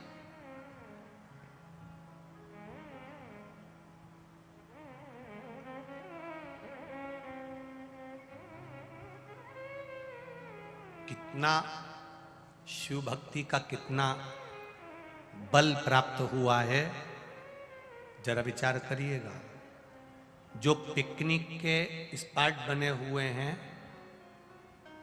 जितने पिकनिक की जगहें बनी हुई है, आज की स्थिति में वो सारी पिकनिक की जगह भीड़ नहीं है जितनी भीड़ महादेव के 12 ज्योतिर्लिंग में ब्रज में अयोध्या में बनी है। जितनी भीड़ ब्रजमंडल में, जितनी भीड़ अयोध्या में, जितनी भीड़ चित्रकूट में, जितनी भीड़ प्रयागराज में, जितनी 12 ज्योतिर्लिंग में, उज्जैनी काशी आदि आदि की जगह पर बनी। पहले शादी के बाद में लोग घूमने के लिए गोवा ने ना जाने कौन सी बोलते हैं, ये तुम्हारे इधर बहुत सारे बने हुए रहे, इधर दिल्ली के आसपास में। हाँ तुम समझ जाओ बस, बाकी की तो हो जाएगा, ठीक है। तो ऐसे सब दूर जाते थे। पर आज अगर विवाह होता है तो विवाह होने के बाद पहली फरमाइश पत्नी भी कर देती है, वृंदावन चलें क्या, अयोध्या चलें क्या, उज्जैनी चलें क्या, काशी चलें क्या। ये भीतर से भाव जागृत होता है, भीतर से भाव। इस पूरे पंडाल में तुम देख लो, 90 साल की, 80 साल की, 85 साल की तो थोड़ी होगी, 60 से नीचे वाली ढेर सारी बेटी मिल जाएंगी, ढेर। और जरूरी है, बहुत जरूरी है। बहुत बुजुर्ग हो गए 90 साल के, 80 साल के, और तुम सोचो कि तुम सुधर जाओ, तो तुम भले मत सुधरो। तुम्हारे घर की बहुओं को, बेटियों को सत्संग कथा में जाना चाहिए, उनकी पीढ़ी को सुधारना है। आने वाली जो पीढ़ी है वो सुधरे। अब तुम सुधर के करोगी भी क्या, अब तो सिधरने का समय हो गया। सुधर भी जाओगे तो क्या करना। अवस्था, बुढ़ापे का सबसे बड़ा गुण है चुप रहना। बुढ़ापे का सबसे बड़ा आभूषण है मौन रहना। बुढ़ापे का सबसे बड़ा रतन है चुप रहो। जितने चुप रहोगे उतने पूजे जाओगे, उतने पूजे जाओगे, उतने। एक 5 कुंटल का, 5 टन का एक घंटा और एक छोटा सा घंटा। ये छोटा घंटा तो कोई भी बजा दे, पर जो बड़ा घंटा होता है ना, उसको केवल हिलाने में दम निकल जाए तो वो कोई से नहीं बजे, तो लोग क्या करते हैं, बस घंटे का पांव पड़ते तो चल देते हैं। बस तुम्हें भी घर में वो सासू बनना है जो बड़ा घंटा। बोलो ही मती ज्यादा, जितना बोलोगे उतना सुनना पड़ेगा। इसलिए क्या किसको रोइए, चादर तान के सोइए, आग लगे बस्ती में अपन रहो मस्ती में। कई माताएं कहती है, कई गुस्से में आकर के देती है, जिस दिन मैं मर गई ना, आटे दाल का भाव मालूम पड़ जाएगा। वो तो मैं हूं तो सब चल रहा है, वो तो मैं हूं तो सब संभाल रही हूं। और जो ऐसा कहनी तो उससे कह देना आधा घंटा मरी जा, जमर आधा घंटा मर के देख लो, घर चले कि नहीं चले, परिवार चले कि नहीं चले। जिंदा हो तो भी चलेगा और मर जाओगे तो भी चलेगा। ये तो भगवान ने जो रचा है संसार, बड़ा विचित्र रचा है, बड़ा विचित्र है। शिव कथा कर रहे हैं, भगवान शंकर का संवाद कर रहा है। सती मैया जन्म ली, शिव जी के साथ मंगल विवाह हुआ। कुंभज बाबा के यहाँ, अगस्त ऋषि के यहाँ कथा श्रवण करने के लिए गई। चित्त में, मन में विश्वास लेकर देवाधिदेव महादेव अगस्त ऋषि के यहाँ पहुंचे हैं, कुंभज बाबा के यहाँ पहुंचे हैं, और सती मैया उनके साथ में कथा सुनने के लिए पहुंची। अब देखिए, अगस्त ऋषि के यहां पर जब माता सती भगवान शिव के साथ में, ओगड़दानी के साथ में माता सती जब भगवान शंकर के साथ पहुंची हैं कुंभज बाबा के यहां कथा सुनने के,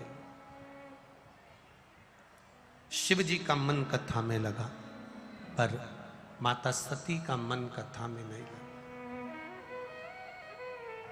शिव जी का मन तो लगा, पर माता सती का चित्त नहीं लगा, मन नहीं लगा। जब माता सती का मन कथा में नहीं लगा तो देवाधिदेव महादेव ने विचार करा, जरा कुंभज बाबा से पूछा जाए सती के हृदय में क्या चल रहा है। तो माता सती के मन में चल रहा था कि मेरे विवाह के बाद मेरे महादेव मुझे लेकर आए तो कथा सुनाने के लिए लेकर आए, इससे अच्छा तो मेरा शरीर जलकर भस्म हो जाता तो अच्छा।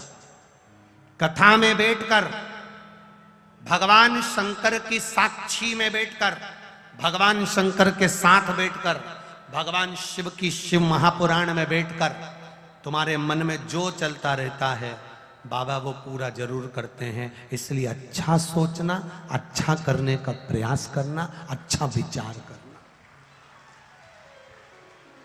जितना अच्छा सोचोगे, जितना अच्छा विचार करोगे, जितना अच्छा सोचोगे, बाबा उतना अच्छा करेगा। एक पत्र आया है,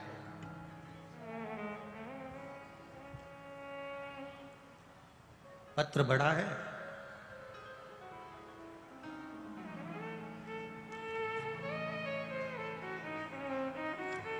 भोले की बेटी गाजियाबाद से।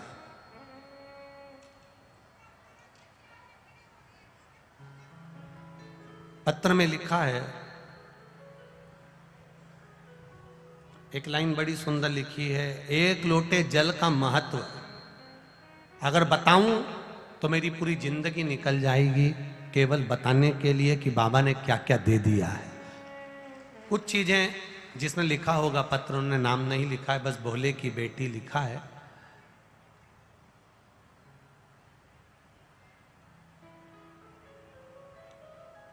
गुरुजी, मेरी मम्मी को सांस की बीमारी थी, डॉक्टर ने एएमएस के बोल दिया था, पर बाबा के एक छोटा सा पीपल के पत्ते का प्रयोग कर कर श्वास की बीमारी ठीक हुई है।